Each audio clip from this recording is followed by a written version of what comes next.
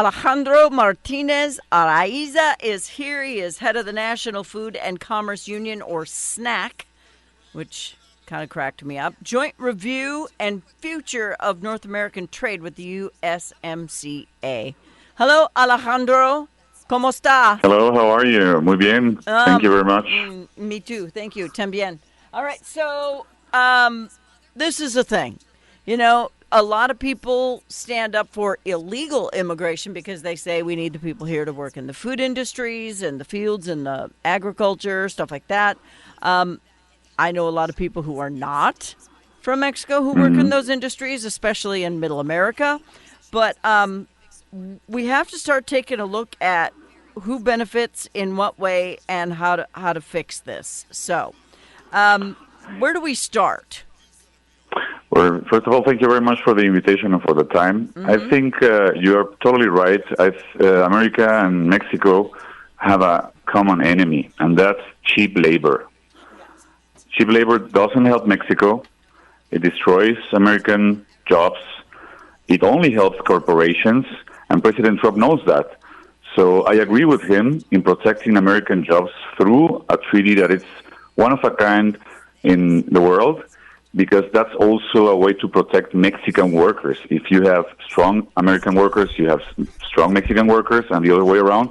If you have weak Mexican workers with low wages, with fake unions, with companies not complying about the labor standards, they probably will cross the border at some point. And the safest border is a Mexican worker who doesn't need to leave. So I think we have this common enemy, and the USMCA is a great weapon to fight against this. See, most Americans don't even know this exists, Alejandro. They don't even know it exists because they're so busy infighting about open borders. We cannot have an open border to be a sovereign nation. I think that benefits Mexico as much as it benefits us. Well, the open borders policy of President Biden almost destroyed our country. You have to think about the chains of tens of thousands of migrants each day crossing through Mexico, feeding the cartels, because each migrant has to pay the cartel from the southern border to the northern border between $30,000 and $50,000. So you can do the math. If you pay $30,000, and President Trump and the official data says there were 10,000 encounters a day, migrant encounters during Biden administrations, you're talking about hundreds of millions of dollars a day just paying the cartels to go over the border. If you add human trafficking, children trafficking, women trafficking, and drug trafficking, and gasoline trafficking, President Biden made the cartels the most powerful, richest people ever existed. And they kidnapped our country. They are so powerful now that they are entrenched in every level of our system. So this open border policy is almost the sole responsible from the rottening down of our social fabric. Exactly. And President Trump is fixing that, and that's good for everyone. Yeah, but they hate Trump. He says mean things.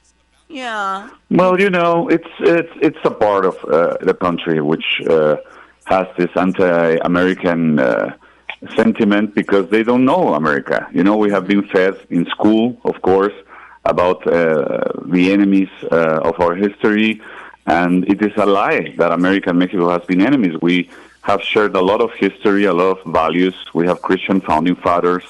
We have shared trade decades already. We're the number one trade partner of America and the other way around.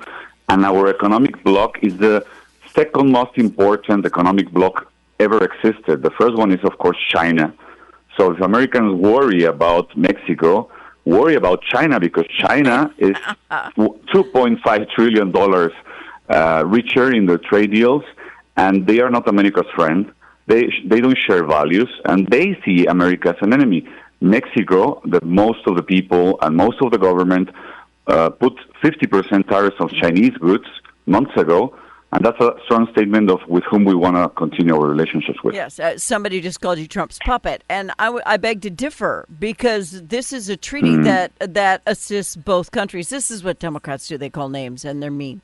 But they're the coexisting peaceful party who are so inclusive, which is a bunch of crap, actually.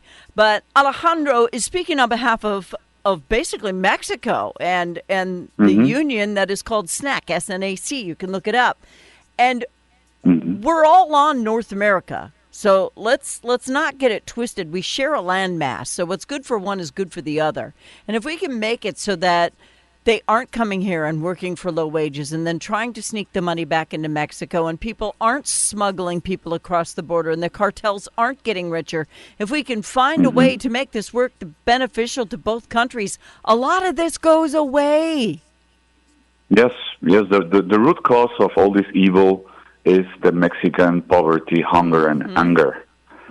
If Mexicans would have good wages, strong wages, you would have fair trade. You wouldn't have a border problem. You wouldn't have people running to the cartels because they don't have food to feed their families. So the USMCA is a great tool and a great weapon to fix this.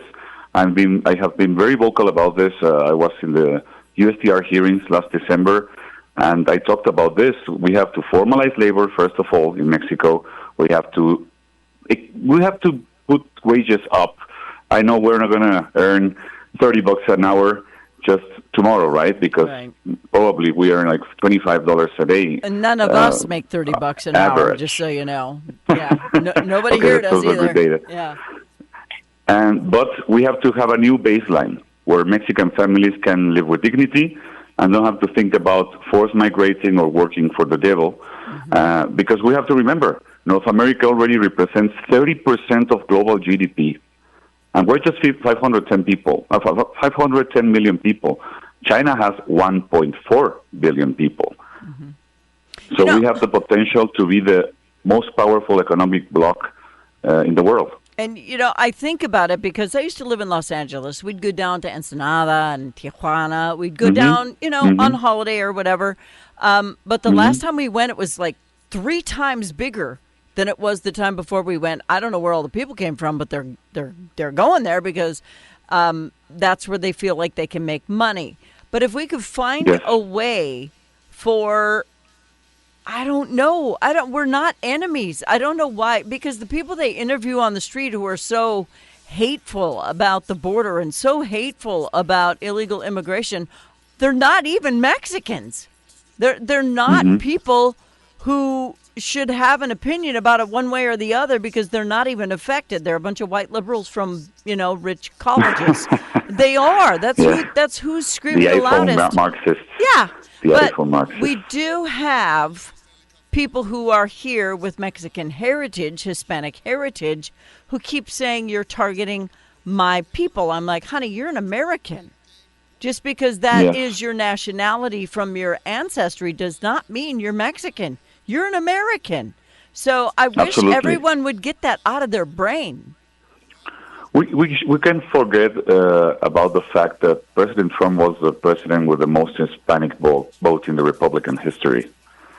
And I think it would be a mistake to demonize all Latinos or all Mexicans because 2028 is just around the corner. And the possibility of growing that Hispanic vote exactly through helping the family members that are in Mexico still, the parents, the grandparents of these American children that are American indeed and are working legal works.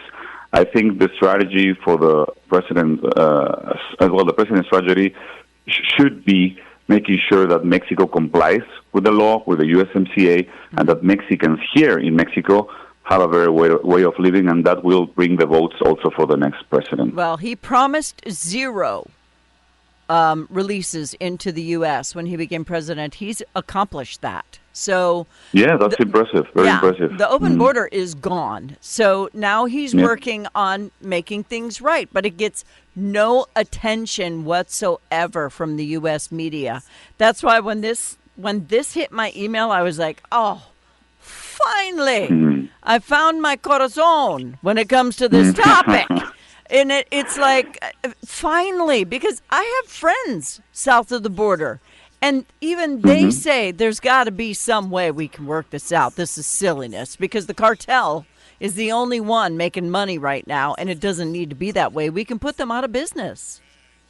Yes, of course. And well, you're right when you say that Americans are not watching this because the mainstream media just doesn't want them to care or to know about this.